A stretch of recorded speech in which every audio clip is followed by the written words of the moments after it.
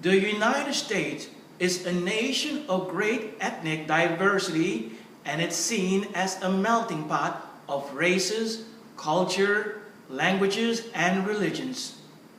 As a result, U.S. politics has come to incorporate the combination of different people in American society.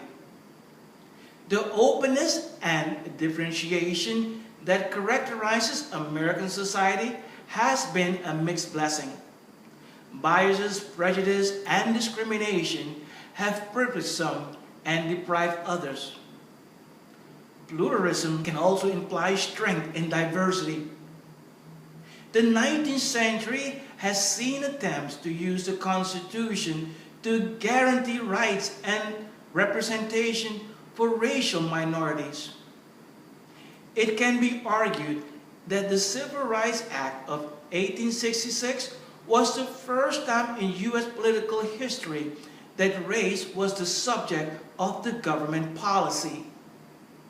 Through the 14th and 15th Amendments, the U.S. Constitution sought to protect the liberties or civil rights of minorities.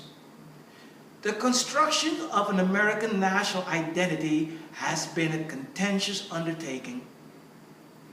Europeans who believed they were creating a new kind of civilization in the American wilderness displaced Native Americans. So for much of the 18th and 19th centuries, the typical American was white, Anglo-Saxon, and Protestant. By the late 19th century, that self-image no longer held.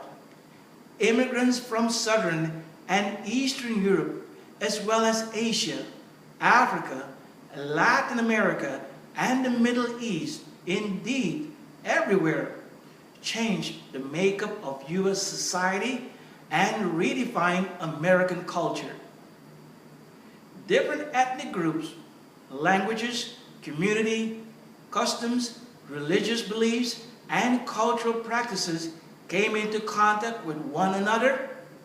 So immigrants and minority groups became parts of American society through a sometimes halting process of assimilation.